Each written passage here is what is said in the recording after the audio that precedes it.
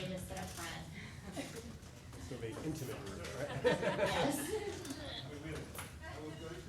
Well, thank you so much, everybody, for coming. We're excited to have Dr.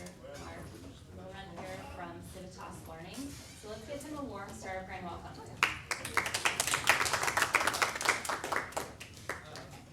So we want to learn more about you tonight. So can you talk to us a little about your background, your family, and where you grew up?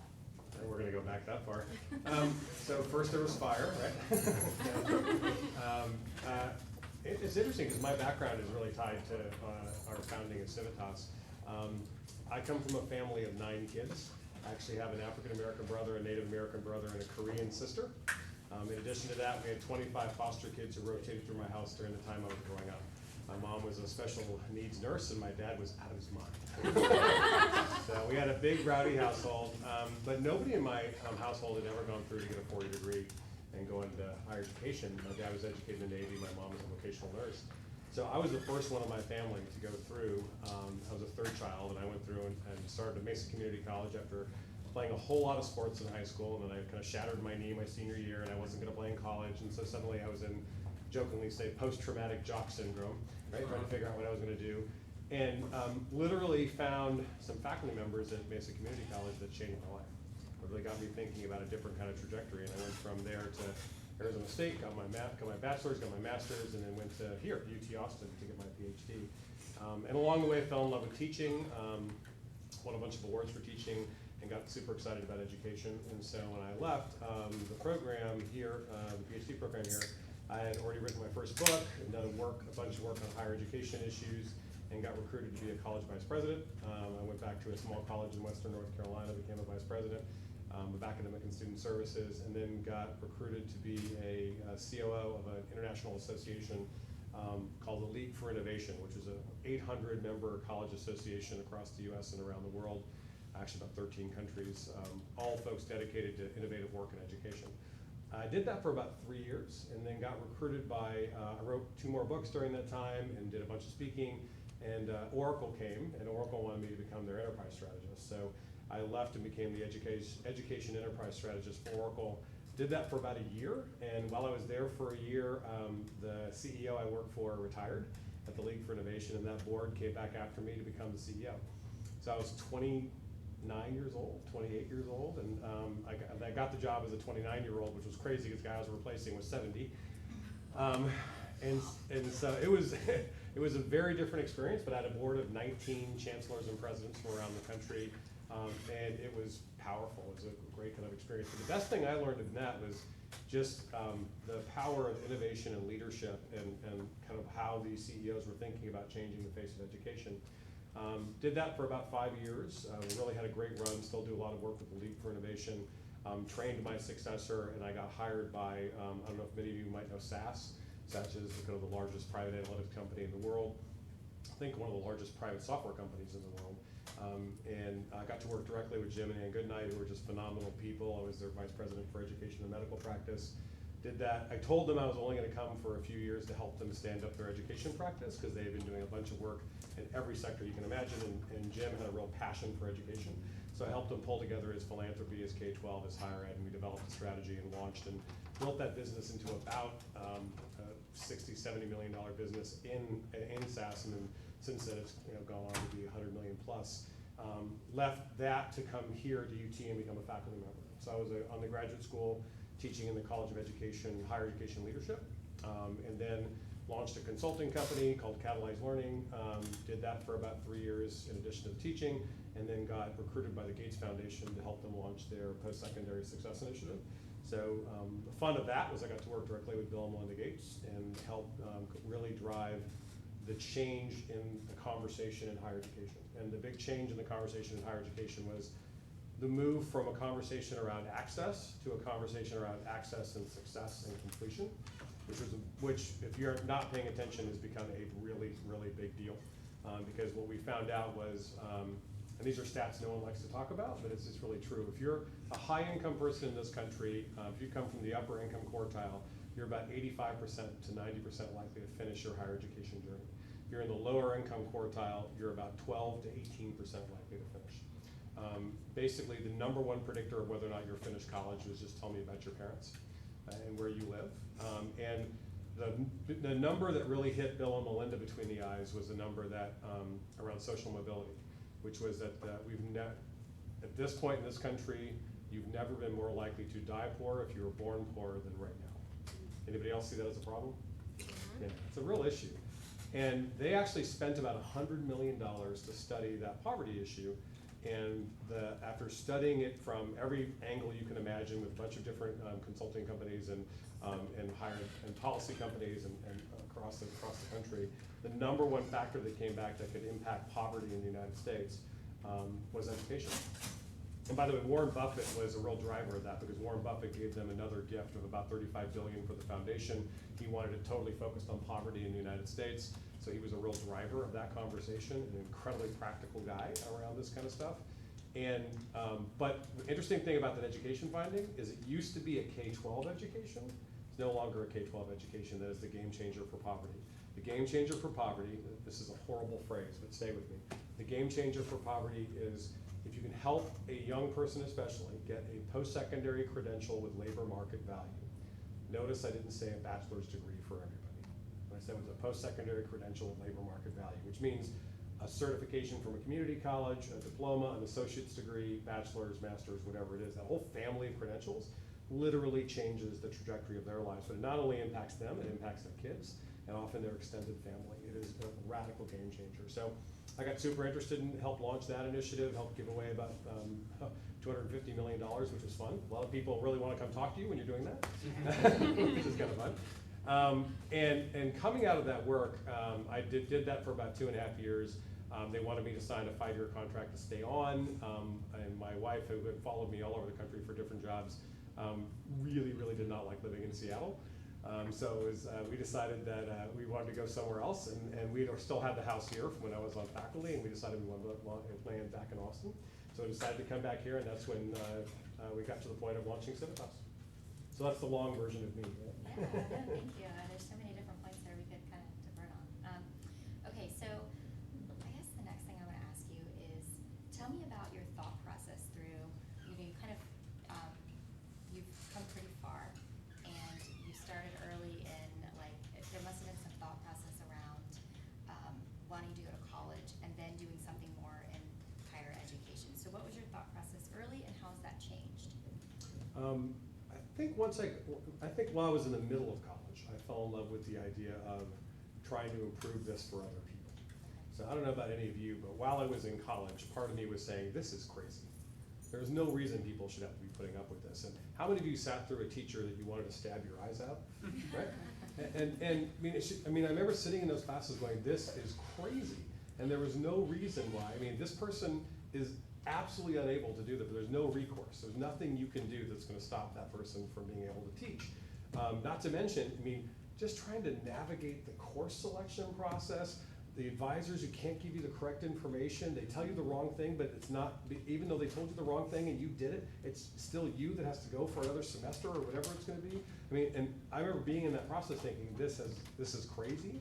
And one of the things that's, again, dirty little secret is second, third, fourth, fifth, 10th generation people who are going to college, meaning that their parents went to college, their grandparents went to college, they're scaffolded by the stories and support of friends and family who've been through that. And there's this insider game going on, right, where they help people kind of manage that process. Low-income folks, people who come from, or first-generation college goers, don't have any of that scaffold. And in fact, they don't even know if they belong in that group, and they don't have the insider stories. And so what they don't understand, this is common. They don't understand that, yeah, colleges are screwed up. Of course a professor is going to be dysfunctional. I mean, because everyone, the second, third, fourth generation person has a father who says, or a mother who says, yeah, I had one of those too, and that tells the story. But the first generation person says, it must be me, right? And they end up leaving. And another stat is there are 38 million people in this country that have some college and no credential. And the majority of them left in good academic standing. They didn't leave because they couldn't hack it. They left because life happened often, right? Money ran out, car broke down, whatever had happened, different things happened in that process.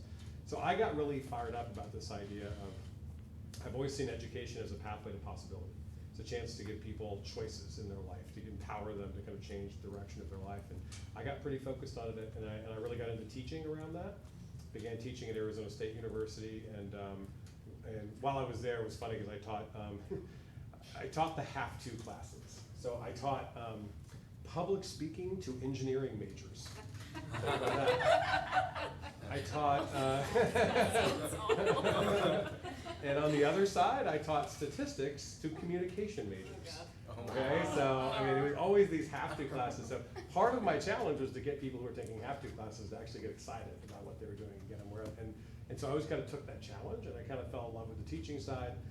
One of my favorite books I wrote is a book called Practical Magic, which is a study of 2,000 teaching excellence award winners. It was all about how they worked their art and how they kind of changed lives. So for me, I caught the fire early in that. And so that through line has stayed. In every role I've ever been in, I've been very clear that I might be sitting in this seat, but my mission is to help striving students get on a pathway to possibility through education. I don't care what seat I'm in, that's what I'm doing.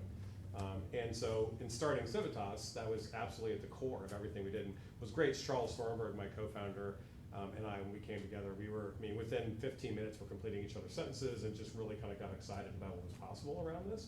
And so we founded a social purpose corporation totally focused to the idea that we wanted to help 1 million more students each year learn well and finish strong. We wanted to change this trajectory, and in particular for low income and kind of striving students who are willing to do the work. Kind of our theory is if they're willing to do the work, there should be a clear way for them to get the kind of credential that they were going to get. That's great, wow. And how did you and Charles meet? Charles and I met first in probably the late 2000s, 2007, 2008. I was doing a consulting job for Kaplan. He was a senior executive at Kaplan, kind of an in-house entrepreneur at Kaplan and Washington Post companies. And that was the first time we met. And then we met again when I came back out of the Gates Foundation, and I was coming back into Austin, and I'd come in to do kind of a consulting conversation with Austin Ventures, because they were thinking about and how they were going to invest in the education space. And so they knew I was coming out of the Gates Foundation, and they basically wanted to pick my brain about the research we did at Gates and kind of where the markets were going.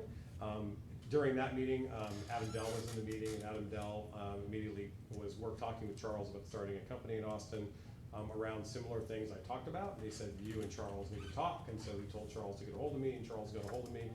Actually found me through LinkedIn, connected on LinkedIn, and we reconnected on LinkedIn, and we started a conversation that same day. And literally within 15 minutes, we were into the conversation, and we talked for 2 hours about what was possible. And that's when the whole kind of idea for Civitas kind of came up. And the rest is this crazy story that is Civitas Learning.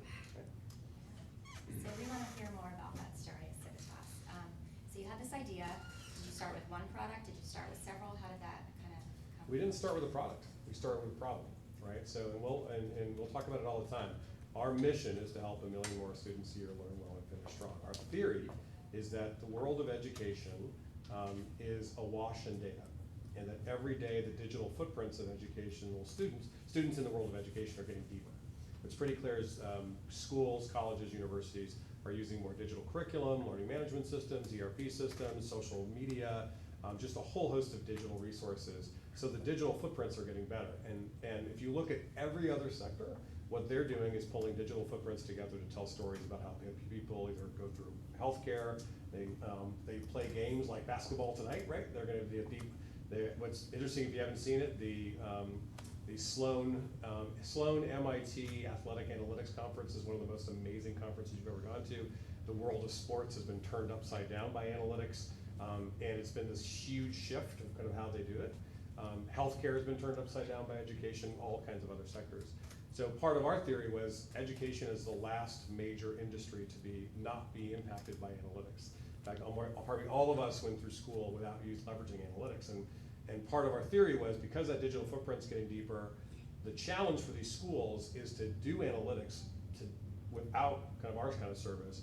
It meant buying hardware, software, hiring data scientists, and building the analytic models themselves, and then designing apps that could use the data.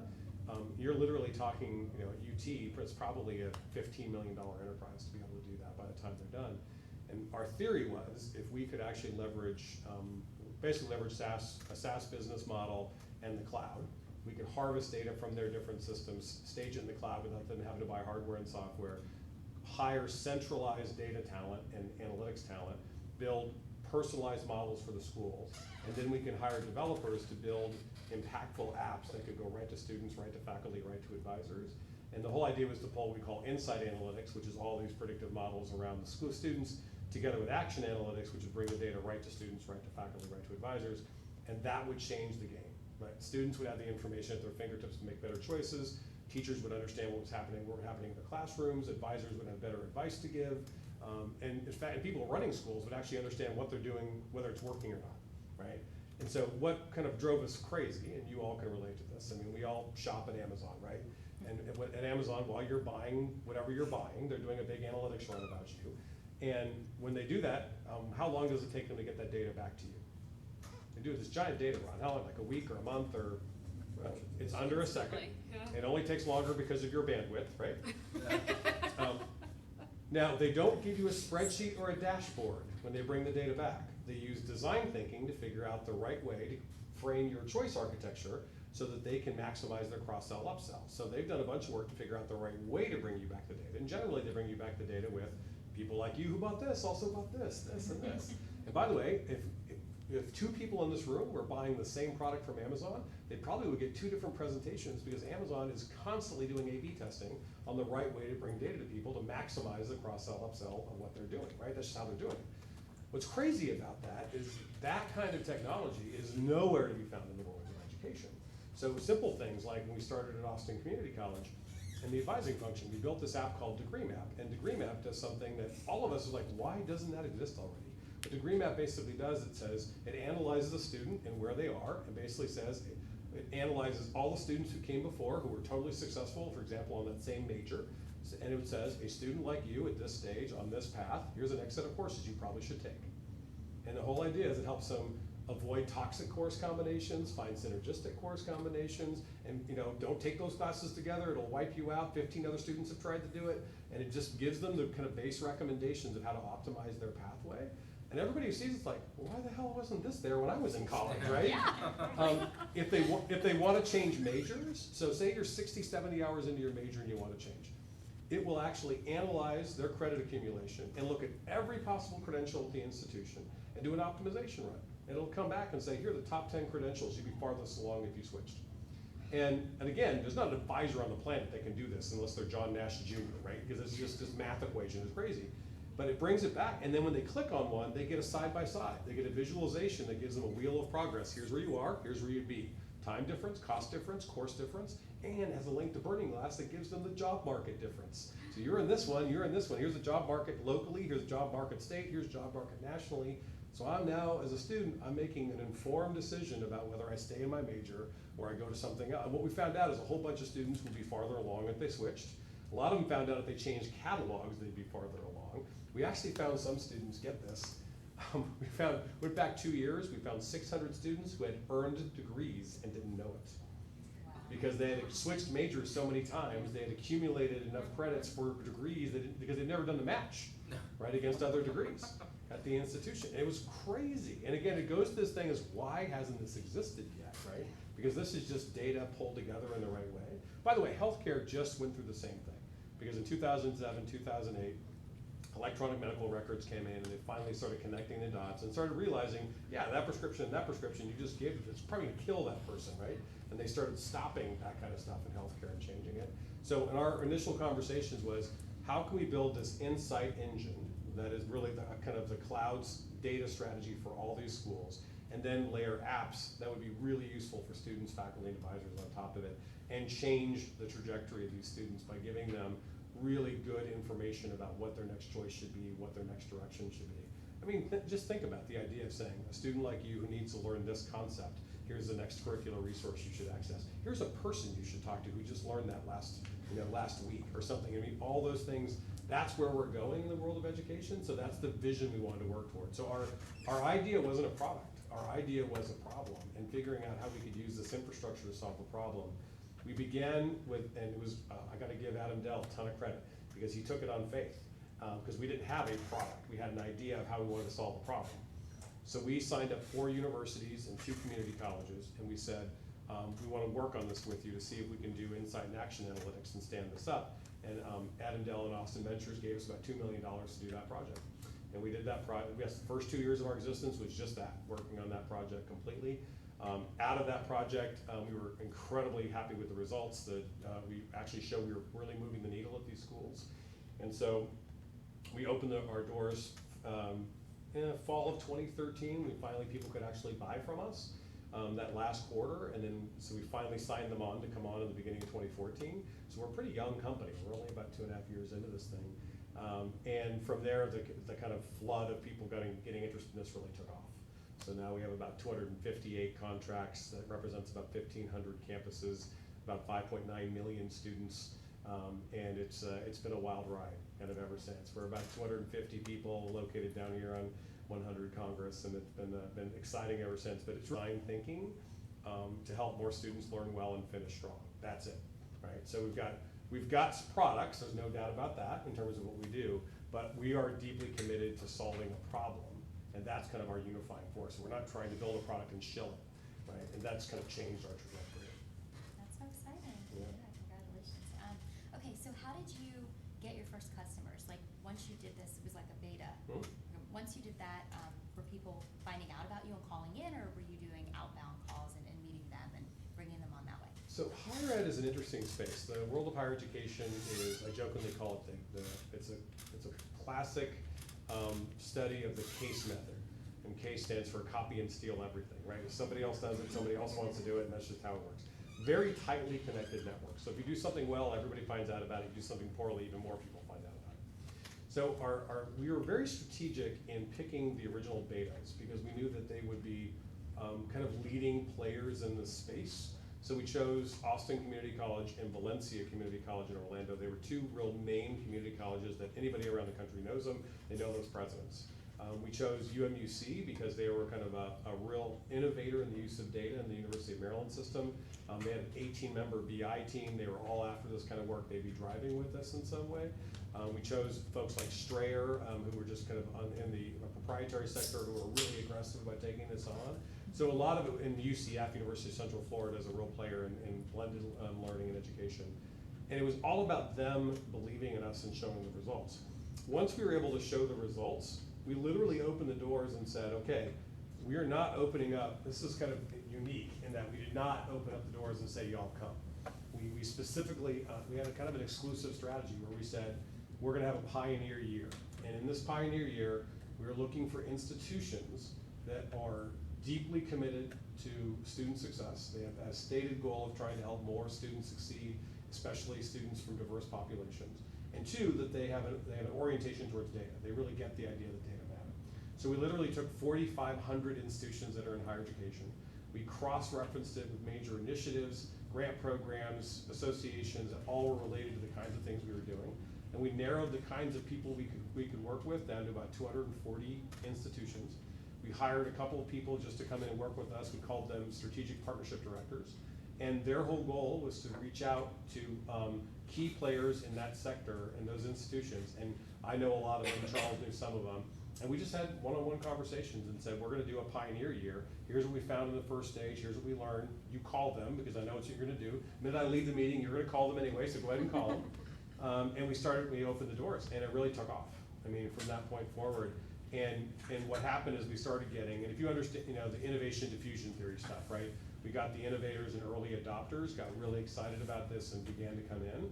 And part of what we're doing now is we're clearly in the cross the chasm moment where we've got a good group of innovators and early adopters who are standing up great case studies, and now we're getting to the early majority. And the early majority folks now, and those of you who know this theory, know early majority folks need models. They want to see actual case studies and models and outcomes. And so we have that because we've done that with the early adopters and the innovators who are doing that kind of outreach. But it also means we have to grow up as a company, which means we have to we literally until this year, about 6 months ago, have invested almost nothing in marketing, almost nothing in product marketing. Everything was about doing the work and about connecting the network. We actually developed a website called Civitas Learning Space, which was this online community where the schools could actually connect with each other and share case studies and models of what they were doing. And in some ways that kind of took care of itself, right, in terms of bringing new folks in. But now we're at the stage where when you get to the early majority, you actually need product marketing collateral. You actually need more of those kinds of traditional resources. So now we're standing up more of that kind of organization to do it.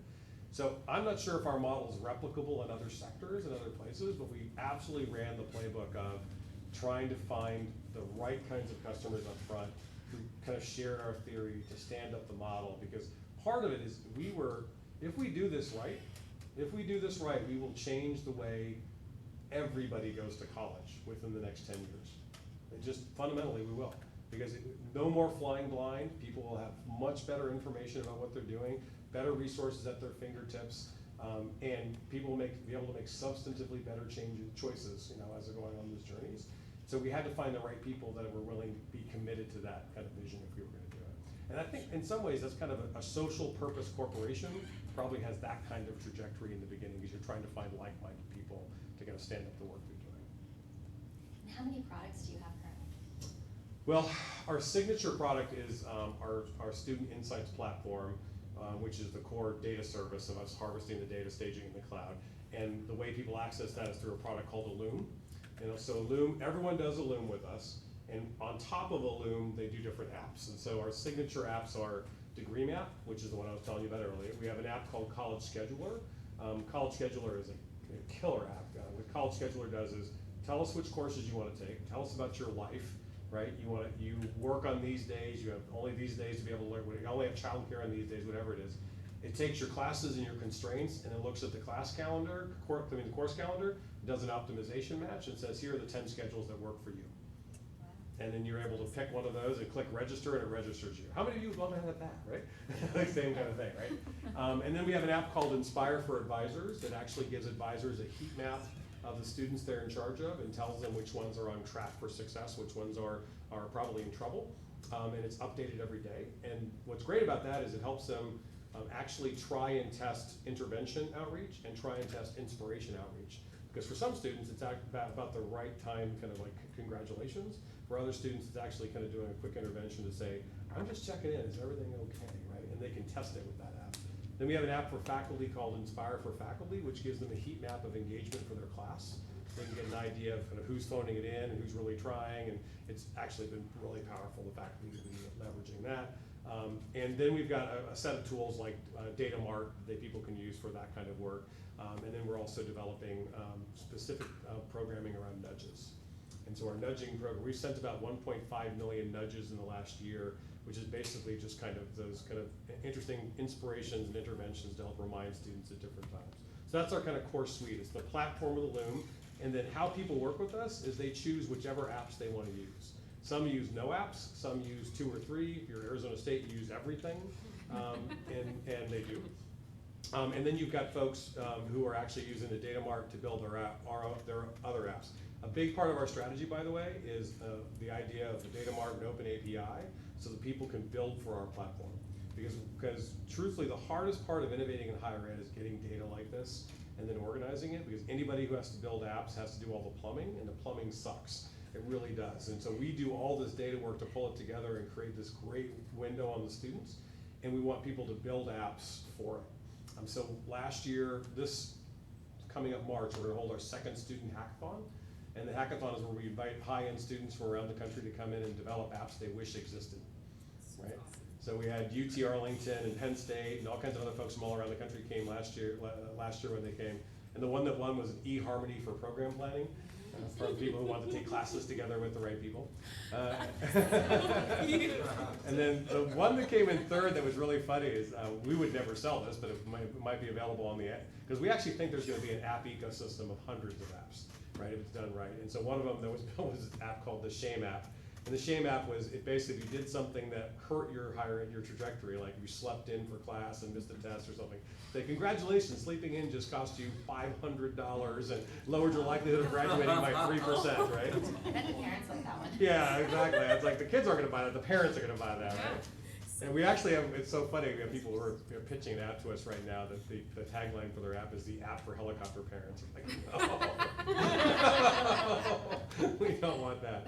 But what I do think is, I think there are going to be a whole family of different apps, and we actually want to get this whole ecosystem going of other people building apps for higher education, because we can't build everything. We have some the core capabilities around the data piece and the Illume piece, and the data science is our kind of secret sauce. And we've basically stood up our first family of apps to show what's possible.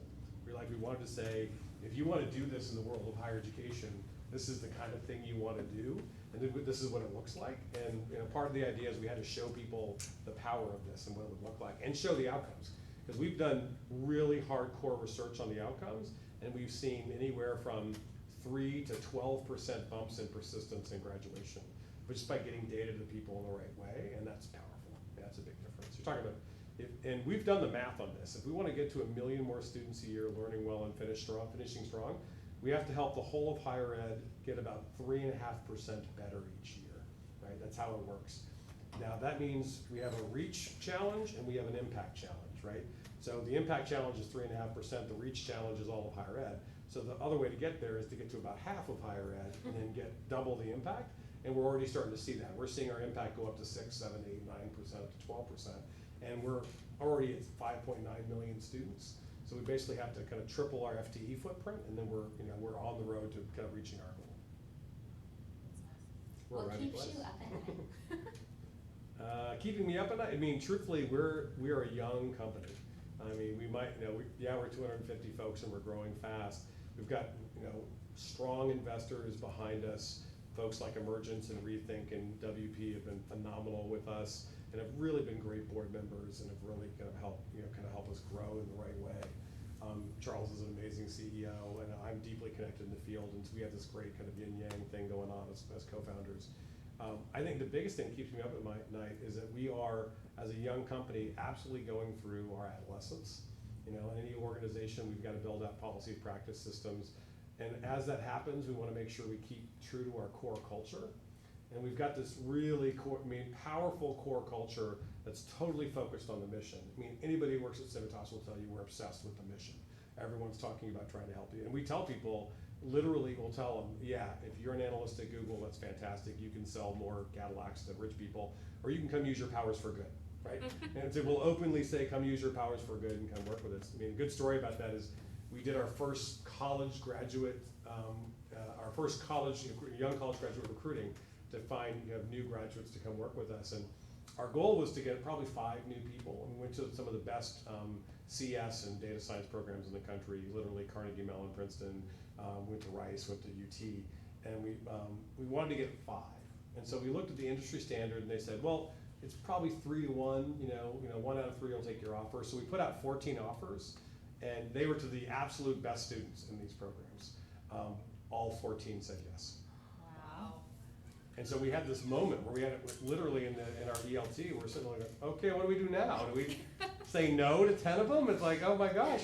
And so we said, you know what, within 8 months, we're gonna have to hire the equivalent of this many people anyway. Let's just bring them in all at the same time. We're gonna do a boot camp, we're gonna bring them all in, and I'm not kidding, on July 5th or 6th, we're gonna have 14 brand new college grads that come in at the same time. And it's gonna be great energy for our place, but it gives you an idea of the draw. And so what keeps me up at night is I think we are at the stage where we've got this great energy, great culture. Our cultural meme, we actually hold on to this, is we say it out loud, is it matters, right? For everybody at Civitas, it matters. And we basically say 3 big things matter. The work matters, the people matter, and the mission matters. And if you're a person for whom the work matters, you really want to do the best data science, design thinking, whatever kind of work it is. People matter, you want to work with ridiculously talented people, you want to work with committed people in the field. And a place where this kind of mission matters, where we're a fit. If you just want to punch a clock, we are the wrong place to work. We really are. It's just going to be a bad fit. And so that actually helps us kind of find it. But it means we've got to figure out a couple things. One, we've got to build out the systems, processes, policies, and practices to become a bigger, more mature company. You just have to do that. And I've worked at places like Oracle, I've worked at places like SAS. I understand what those big companies look like and why they have to do what they have to do. I get that. And part of growing up is you got to go through your adolescence. So I would argue we're all elbows and knees right now in trying to figure out those things. But at the same time as you do that, you've got to keep your culture. And so we're pretty committed to this idea of the It Matters culture and kind of anchoring that in everything we do. And so what keeps me up at night is making sure we don't change who we are, in the kind of growth process, and try to keep true to that entire process. Charles will jokingly say, we have this whole conversation once in a while. We say, we do not want to become this soulless bureaucracy, organization, and we want to absolutely stop that. So we have this kind of come to Jesus conversation on a regular basis. We're not becoming that, right? It's like, no, we're not becoming that. We're not going to let each other become that. Even to the point where if you come to our offices, and some of you have been to our offices, when we built out our office we used to be on 5th Street in this kind of nondescript brick building across the street from AISD, and we started on half of the 2nd floor. And by the time the first year and a half was done, we were the entire building, and we were bursting at the seams, and there was no AC, and it was 100 million degrees in there, and one floor it was freezing because it over went on, just like all the classic kind of stuff like that. It was brutal. Everyone had fans and heaters and all kinds of weird stuff. And then, and it really was kind of like the suffering stages, right? And then we finally got in, we decided to kind of come downtown. Part of the reason we came downtown is because we wanted to attract the kind of talent we wanted to attract, and they wanted to be downtown. So we bought into 100 Congress, and Adam Dell helped us get into that place, and we got the entire 3rd floor. We came in there, and it was all law offices.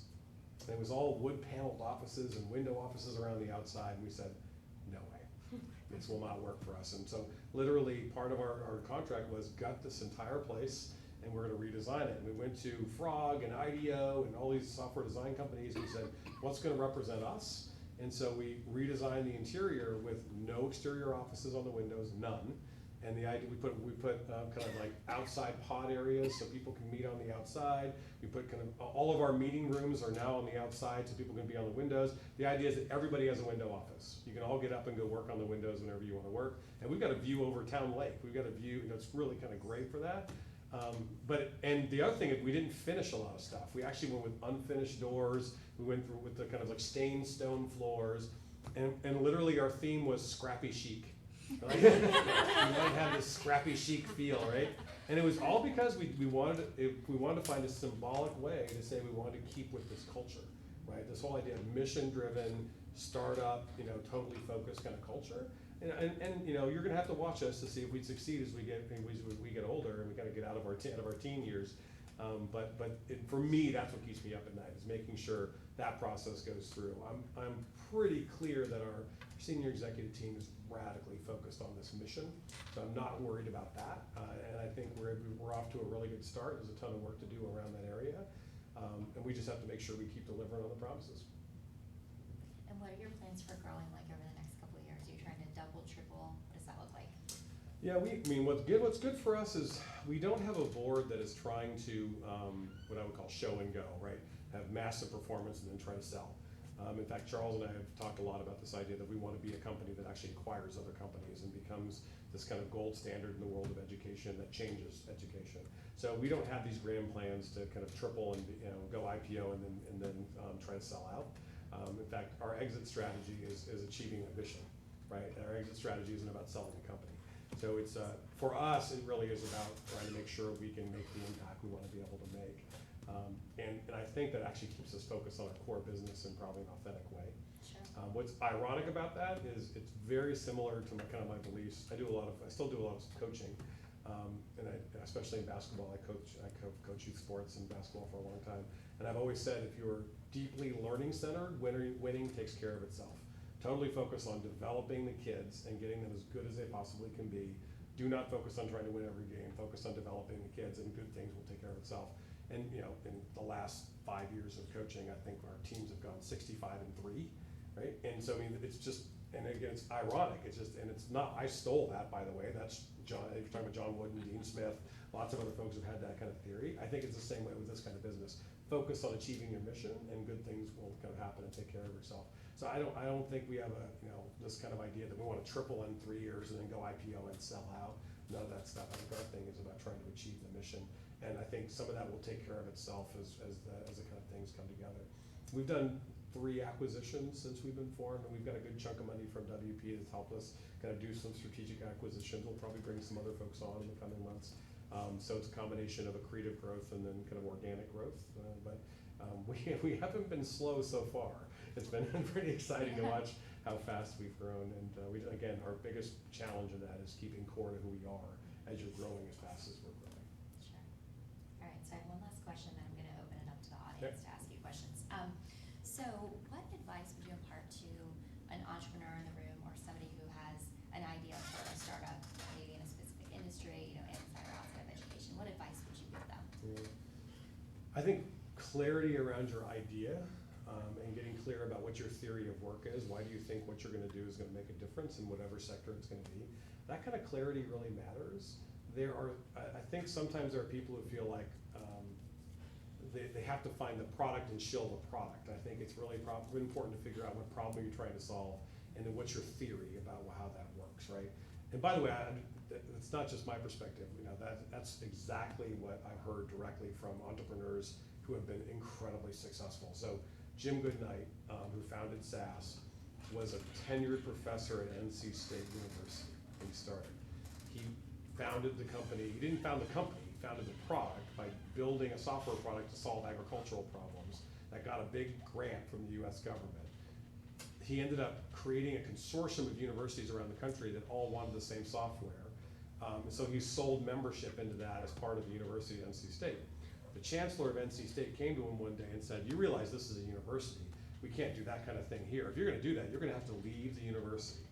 And he basically said, "Okay, you're going to give up, and if you understand tenure in higher education, he was a tenured full professor, you're going to have to give up tenure if you want to do this thing." And he wasn't making a ton of money at the time.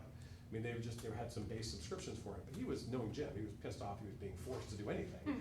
And so he and 4 other professors who had helped develop the product said, "Okay, here's what it's going to take. If we're going to do this, we have to all give up tenure, and we have to go across the street and rent space and solidify this product and create a business model to kind of stand this up." And they all looked at each other, "Are you crazy?" And they literally began talking about it. And what was interesting about it is 4 of the 5 said yes. The 5th one, his wife wouldn't let him do it. And so he's the 5th Beatle. And so the 4 of them gave up their tenure and went across the street. And now SAS is a $4 billion company, private, totally private. Its valuation is probably well over $20 billion, if not even more. It's been a cash machine the entire process. And he's never gone public because he never wants to go public. He wants to run it the way he wants to be able to run it. But he told me specifically, he knew why he wanted to do it. He wanted to change the way agriculture was being done. It was being done in this intuitive, old school nonsense way, and he wanted to bring science into agriculture to feed more people. Because it literally was, in the 1960s, before dwarf wheat and other things, you're literally looking at billions of people dying because we couldn't actually do agriculture without intuition. And so he wanted to change that situation, and so he was committed to this idea of using science and data in the agricultural process, and SAS came out of it. Same thing, again, working for Bill Gates, same thing. It was the idea of having the guts to think, no, it's not about the hardware, it's actually about the software, right? And so, and he was, I remember sitting in an office listening to him and Jeff Rakes. Jeff Rakes is one of the co-founders, and he was just talking, Microsoft was talking about how they were all about this idea of DOS and Windows, and how it was going to change everything, and it was going to be about the software. Everybody thought it was about the hardware, and they were betting on software, not on hardware, and that was their theory. Their theory was it was going to be software, it wasn't going to be hardware. In fact, it was software that was going to operate hardware, and that was kind of their meta theory, and that's how they went after starting their business. And they were a joke to IBM and Xerox and everybody else, and look where they went, right, in terms of doing that. And Warren Buffett said the exact same thing when I was working with them at the foundation. Warren Buffett just said, his favorite companies to invest in are people, and this was his line to me, are people who understand their theory of work. They know what they're doing and why they're doing it. They have a theory for why they're doing it, right? And that's how they drive into it. So my biggest piece of advice is get clear about your theory of work and why you want to do it. Get connected to ridiculously talented people and try to find talent. I was blessed to connect with Charles. He and I both have networks. I connected him with great higher ed people. He connected me with great business people. And we've been able to build something kind of special around it. You've got to find great people because that really makes it kind of work in this process. And then just, buckle up. Just buckle up because, it's one of the best lines Adam Dell gave us when we were really kicking off Civitas, is he said, guys, I hate to tell you this, is he goes, the two rules in this world as you're standing this stuff up is you have to realize it's gonna hurt like hell and you can never quit. Right? If you wanna be successful, it's gonna hurt like hell and you can never quit. You're gonna have all kinds of downtimes as well as the uptimes, but you cannot quit. You gotta just kind of dig right through it. And I think that's been pretty true. We've definitely had times that have been radical successes and other times when things just did not work and you just have to dig out the other side. That's great advice, thank you. Yeah. Okay, so I want to open it up for questions. Who has questions for Mark? Yes. Yeah. Mark, thanks so much for taking the Friday to come out and be with us. She wanted it to be a Tuesday, but my crazy 200,000 miles a year schedule wouldn't cooperate. Sorry about that. My question's a two-parter, hopefully quick. One, I understand there are laws around student privacy. I'm wondering how you work through the institutional barriers to having that Yeah. data shared by the institution. And two, then do you have a benchmarking model where cross-institutionally, students at Group A can actually compare what's going on all over the country? Great question. So in the world of higher education, the legal authority around student privacy is something called FERPA, which is the kind of the federal educational research organization that kind of drives it. We are a FERPA agent for the institutions we contract with. So as we go in to work with the institution, we're almost like a contractor that works with their data. So we're totally under their FERPA umbrella. And so what we do is we actually, any data we get from them, we de-identify, anonymize, tokenize, and before we even pop it in the cloud. And so our whole work, and we take it out, do our data science magic with it, and then bring it back, and it's all put back into their infrastructure on their side. And so we work under that umbrella, which actually makes that work. Now, while it's in the cloud, all of them have given us access to their de-identified tokenized data, and then that's where we do our benchmarking. Is we're able, and we've actually just gotten to an end where we feel comfortable enough doing the kind of large scale, what we call community insights work, and the idea of sharing across. And by the way, we're about to release an ebook on that in the next 2 weeks, our first round of kind of deep community insights. And some of the fun findings out of that is one is clearly demography is not destiny. It's not about demographic variables and ethnicity. It's actually about what students do. Student behavior is far more predictive. Within 2 weeks of behavior, what they do is more predictive than who they are by far, which has been really kind of powerful. We've actually found the power of grade signals beyond the tough courses. Other courses have real power of kind of grade signals in terms of what works and what doesn't, which is also kind of neat. We've also found that getting data right to students, right to faculty, right to advisors the way they need it absolutely can move the needle. We've seen really good data around that. And we've also been able to study the impact of different kinds of intervention programs that different colleges and universities have been using. And now they're sharing that information with each other. And some of the simplest ones is the best outreach to a struggling student is not some kind of big formal thing. Literally the best outreach to a struggling student is somebody they know at the institution reaches out and basically says, "Are you okay?" That simple message has the best response rate, connection rate of anything. And that's the kind of thing that I love. They're kind of all these institutions are now becoming student success scientists, right? And trying to figure out the best way to kind of reach out and connect with our students. And what I'm really excited about is the idea of again, turning the lights on in this process so that it's not this kind of cryptic process that a lot of people have had to go through for years, which will, I think, change the game. Right here? So it's a little bit of high level thing, but with all this data that you're aggregating, and when I went through higher education, I had lots of problems and issues, and it took me forever to just get an associate's degree, and there was no assistance for me, and a lot of this stuff would have helped me actually get through all this. Is there the potential for completely restructuring the higher education system and the certification process and what the future of education looks like based on this data to where we're not so worried about a bachelor's degree? Absolutely. So I think this is probably going to, I've said it openly on keynote stages around the country. I think this will probably usher in a golden age of learning. I think it's going to change the way people learn. I think you're going to actually see more modular learning, the idea of being people able to get, badges that lead to certifications that lead to degrees, and people be able to kind of maestro those together at different points and times in their life, and for it to make a lot more sense. I mean, it just, the comical things, and they're only comical because we don't put people with them. The minute you put people with them, it's tragic.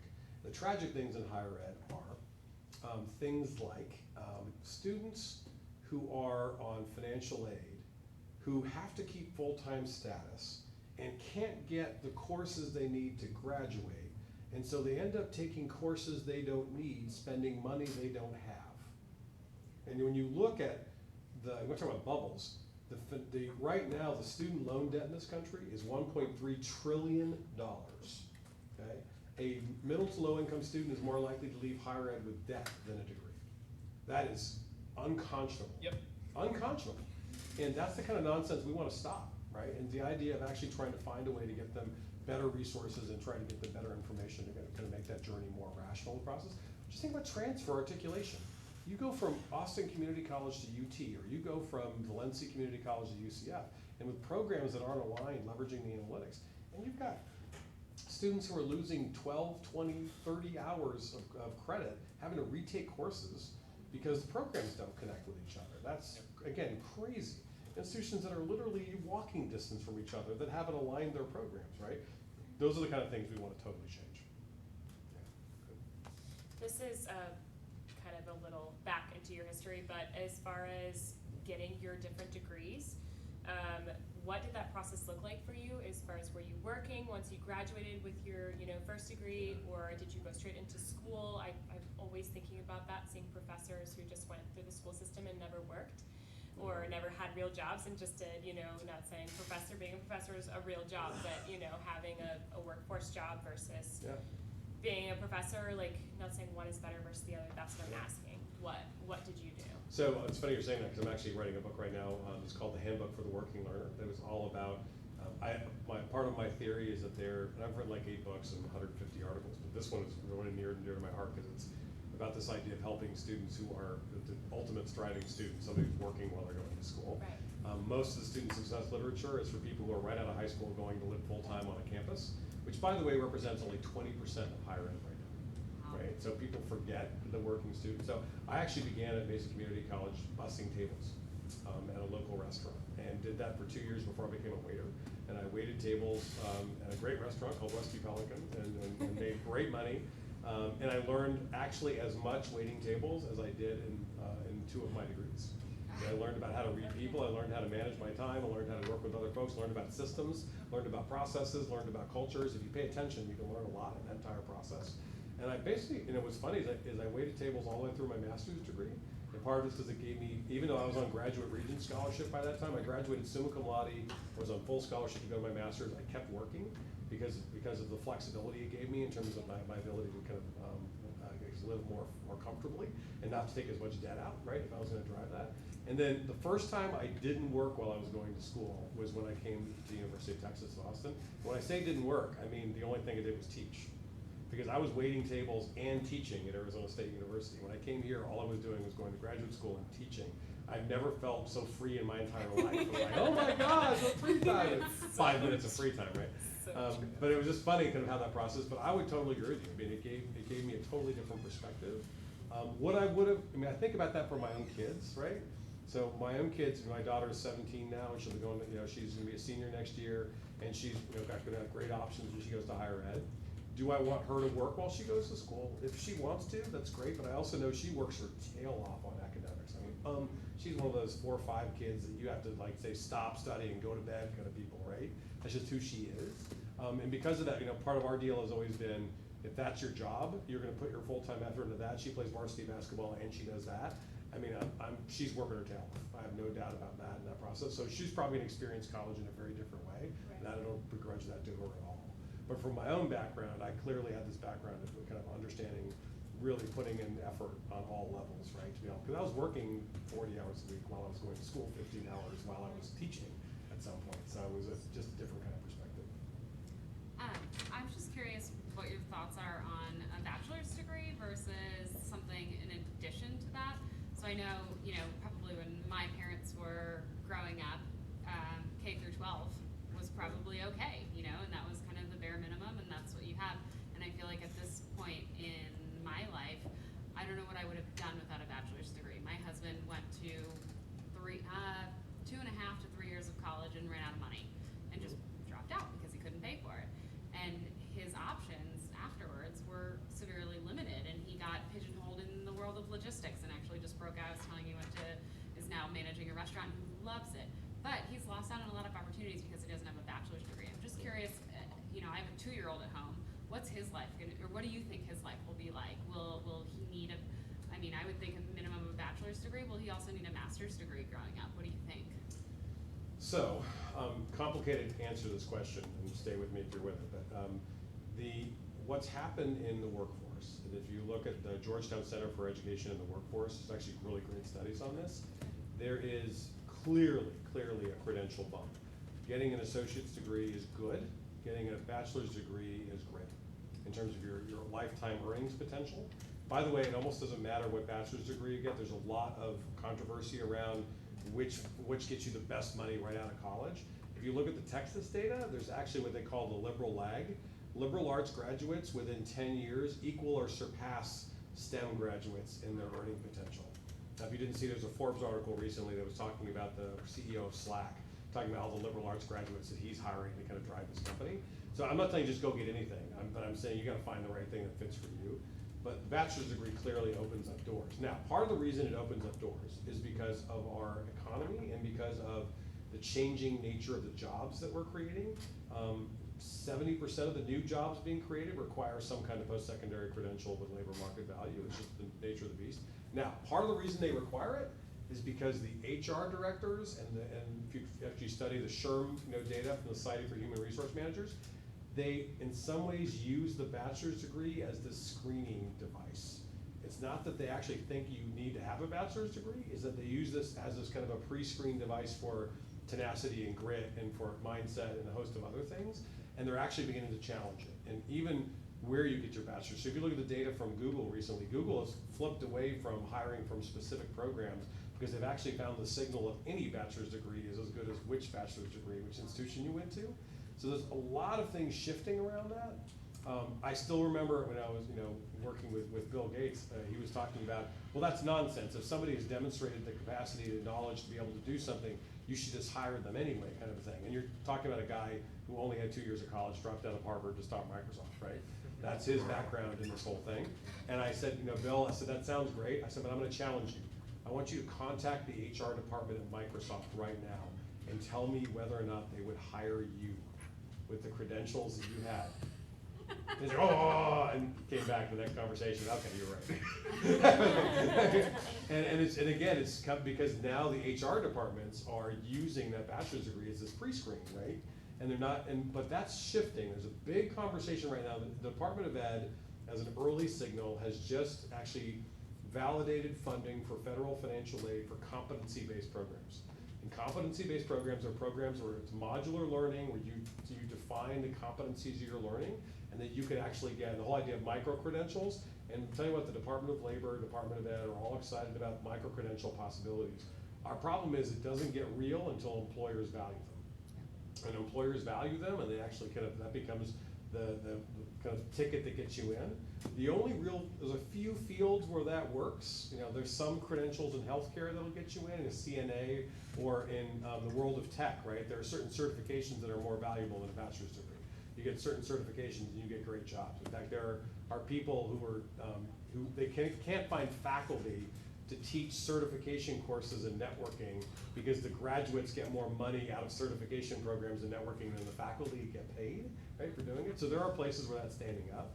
But what's pretty clear is the associate and bachelor's degree are pretty important milestones for people who want to have choices, right?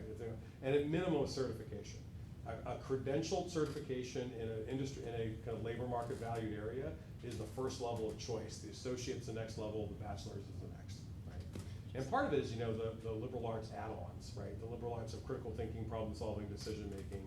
There's not a single meeting I've been in the business community where that hasn't, the business people talk about that more than the academics, which is really kind of powerful, right?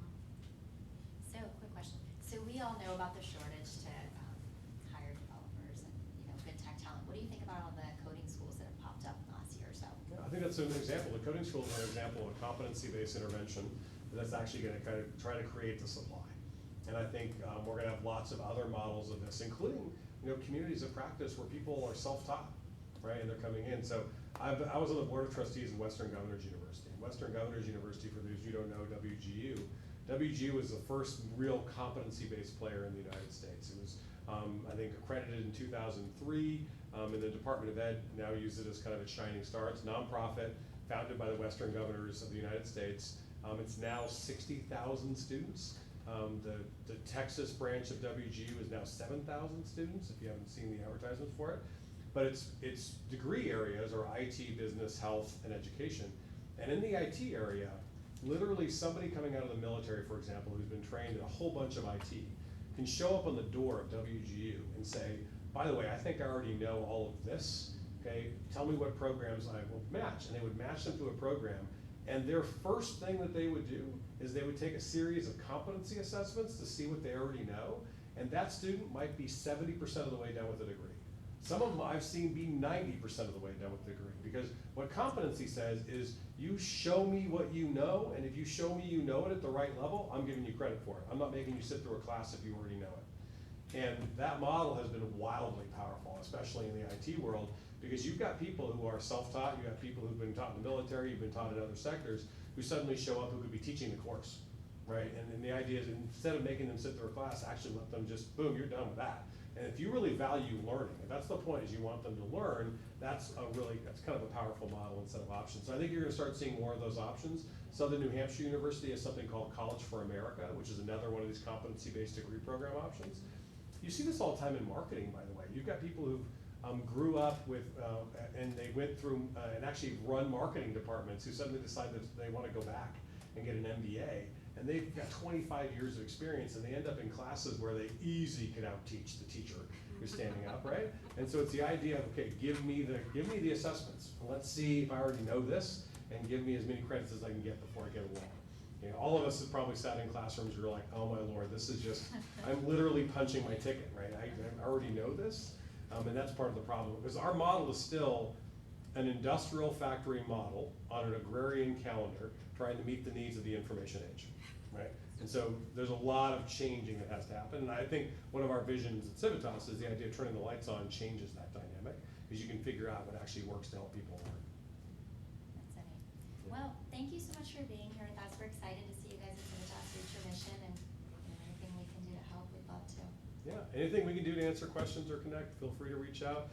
We are clearly deep in Austin roots, and we care a lot about this place, so we're glad to help in any way we can. Thanks, folks.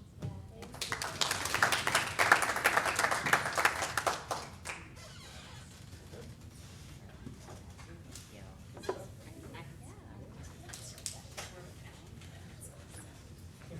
Interesting you mentioned the being able to, like, competency based, Yeah. like, if you can do this. I had so many professors in college that were like, you think you know everything? You can take the final exam right now. If you pass my course. No one ever took them up on it, but it's such a good, I mean, Yep. such a good idea. I think again, the model is growing. Yeah. There are people who are really excited about it. Yeah. Also, where it also makes sense is there there are students who go twice as fast as student members. Yeah, totally. And the idea of competency is you let them progress based on what they learn, not based on time. Yeah. And the idea is the people who need more time, take more time. The people who can get done quicker, let them get done quicker. Yeah. And that's why WGU actually has people who finish 4 years. Yeah. Because they can go faster. My brother's out of the military, and he had the same issues coming back in civilian life. You could crush anyone who tried to teach him anything. And he was like, what do I do? I can't learn anything anywhere. No one's teaching me anything. Now he's figured it out. He's trying to be an electrical engineer at UT. And I'm like, okay, you've got your pie cut out for you now. But he finally found something that challenged him. I'm gonna reach out to you, see if there's anything that we can maybe help you out with on the jobs that you guys are creating. We're a whole development shop here, we've been around for 5, 6 years, done over 150 apps so far. No, I'm new to the space. The firm's been around for about 5 to 6 years. Chad Walters is our VP for engineering. Yes. I think one of us talked to Chad Walters. Tell him that he connected here, and then we can call him.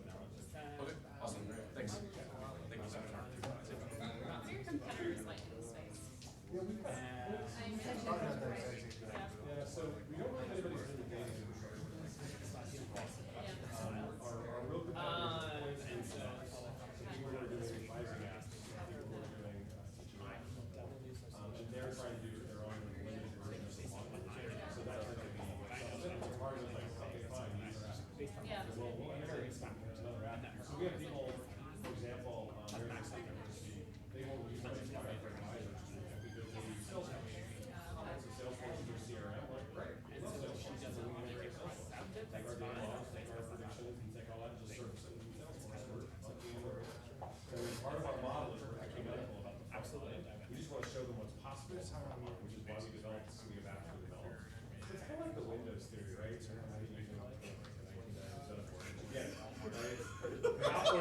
Some of us remember those. Yeah. Yeah, The we operating had- system, yeah, the power of I mean, Windows, like, just the reason Microsoft created Office was not because we wanted to go market. They actually created Office to show people what to do with Windows.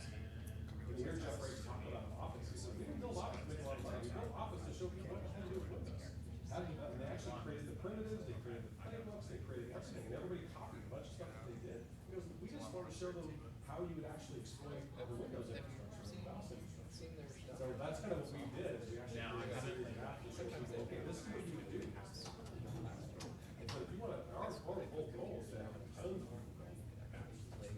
Oh, no, you're running the street. I sadly, even though you're a customer of ours, I didn't know much about what, I mean, I just assumed it was working base, but. Oh, no, what would you know what they do? And I'm not really tech savvy, but thinking, I mean, I'm like mad that I'm 32, almost 32 years old and, you know, didn't have this when I was in college. It's amazing. Even then, It's really funny. Yeah. Every student you see is kind of like, yeah, of course I should. Exactly, They all yeah. think, it's like, yeah, and so it's so funny, the young folks, we don't have any training on our apps. Like, we're gonna have no training for our apps. The students are like, yeah, of course, they're just like completely intuitive. Get a like, 2-year-old on that, they're like, yeah. And they find it like, aren't this amazing? It's like, no, it's like, of course that should happen, right? And then it's a toaster, right? Yeah. For them, it's like some amazing new tool. It's like, yeah, it's like, of course, because they're doing it down the other side. Of course, this should be. I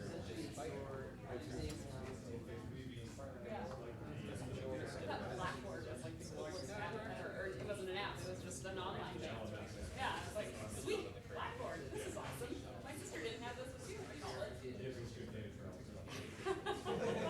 Yeah, but now. Blackboard's not in there anymore, damn it.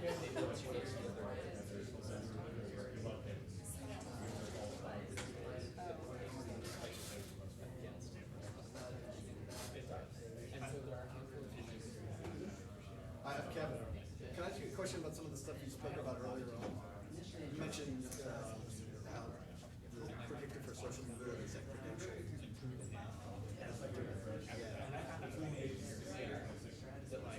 Does it matter where they get it from?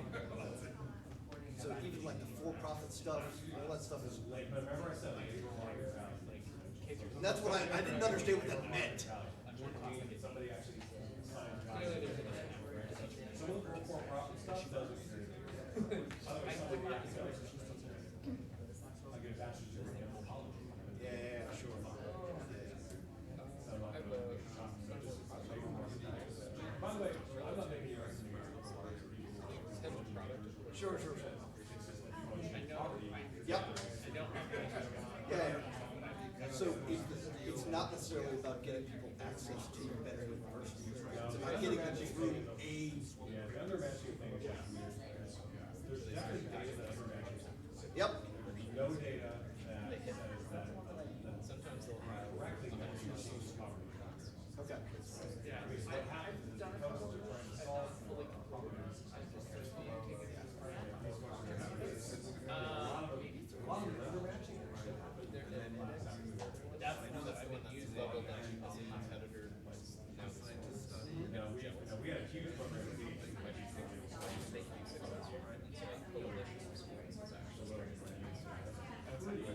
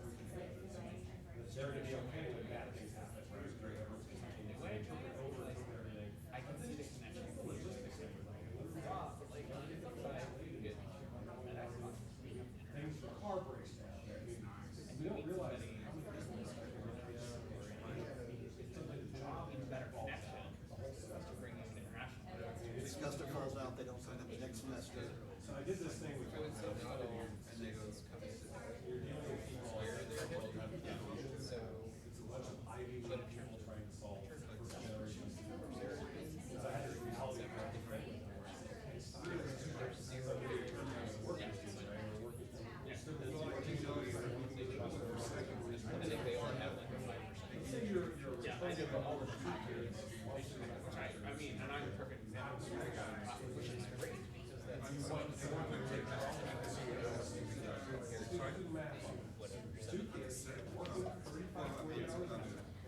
Trying to go 15 hours over 16 weeks. What's the likelihood of 16 weeks that life will have? One of your kids is going to get sick, something's going to happen at work, or It's hard enough just to work as a mom. very high likelihood that in that semester something's going to happen. What's going to happen if a kid gets sick? You're going to put your head down, and you're focused on that for a minute, and you get up, you're taking 5 classes at the same time. And when you put your head down for 2 weeks, what happens is you come back up and you get your true up. You think, oh, I'm going to finish all 5, but you might drop 3 to 5 or 2 to 5. Sometimes you drop all 5. Yes, that's the And you've lost all 5, and so you understand the concept. Which is why, like Western Governors model works so well. Or even like Augusta College, they changed it, where at Augusta College, they actually did analysis on that. Most of these they flipped the model, and now they do these 8-week semesters. Whereas like many of them, 8-week blocks, where in a semester you take an 8-week session, another 8-week session, you want to do 2 classes, 3 classes, or 2 and 2. But you never take more than 3 at the same time. Part of it is so the risk level's low. So if life happens, you've only lost those courses, and you get back on track in 2 weeks. Right? Because it just becomes like a math problem. That's why doing Western Governors is so great, because you just do comprehensive like Change the culture. But for a working student who's trying to go Pay the bills on time, it is consulting and labs. because if you have a working student taking care of kids, They use practice software. 5 classes at the same time. It's a balance. Any project you carry. Okay. And school's always the easiest for your kids, right? You can't leave the kids, you can't leave the job, right? School's the one that does. Well, the worst part is that it's so hard to go back too. My husband was during his high school, and he's a smart guy.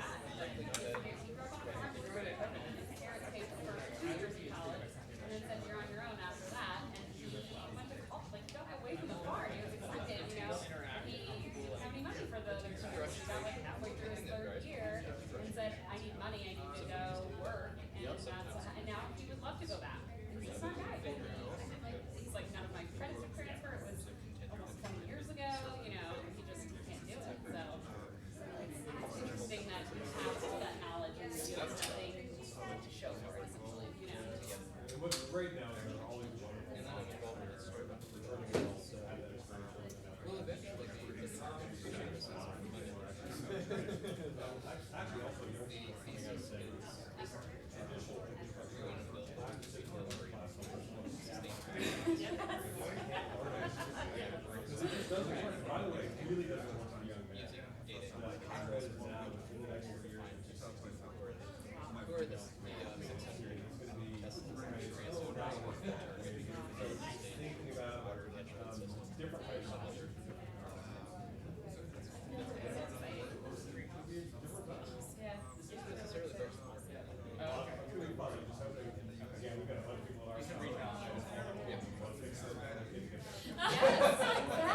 That's hilarious. No, I've never considered, it's funny that I came from this actually personally, because I'm the past I've worked second after school to get paid, right? And I've been like going back and forth, like, can I do it? Can I have a sales job and work 9 to 5 and go back and do school? And I was like, yes, and don't let anyone tell you anything else. I'm like, well, if there's a tool like this, I could more realistically engage. Yeah, definitely. Planning actually the next one is delve into this. What has to happen. You know, hearing from people like you who've gone through all the risks and have all the degrees and are so passionate about education, it's so inspiring. So what is your take on that as a new investor? No doubt about it. Again, it's a signal to people who are hiring you. You can think something that's difficult. So, you know, it's definitely, I mean, it's definitely a signal to people. You see that changing?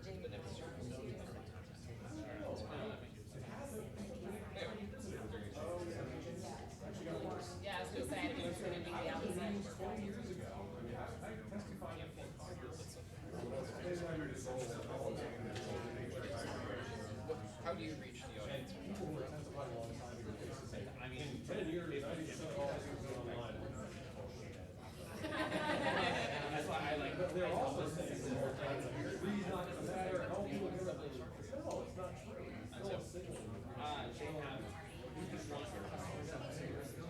still think the data is very nice. I think different credentials. On the flip side, it's private, like as a person, like as a business owner, Schools around the country, where's the privacy? I mean, I've given up. people will, those data. It doesn't exist. I know, we have to, yeah, it doesn't exist. It's already. Like, Now, every state is requiring sheets that. Right, so it hasn't gone the other way, it's gone up. when I signed up for a trial, like, More and more I don't actually get using associates, and it's associates that go to high school as well. That's what I'm worried about. Yeah. I'm like trying to play with two, and I'm like, you have to go to college, and the debt, I mean, yeah, it's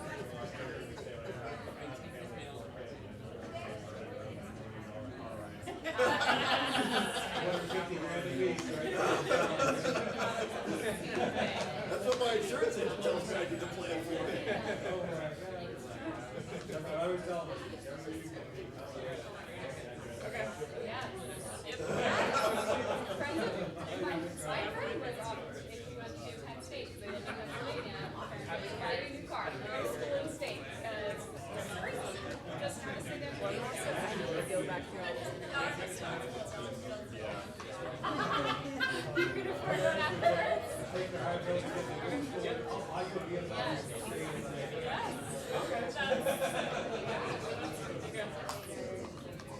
Well, it's so nice to meet you. I do have to head out. Yeah. I don't think that's anything. I'm also Lauren. What are you up to? Lauren. Awesome. Absolutely. I have never been so honored. I've talked with all sorts of just like I'm very passionate about higher education, and I just have a bachelor's that went right into sales because I want to make money and rich and not be in school right now.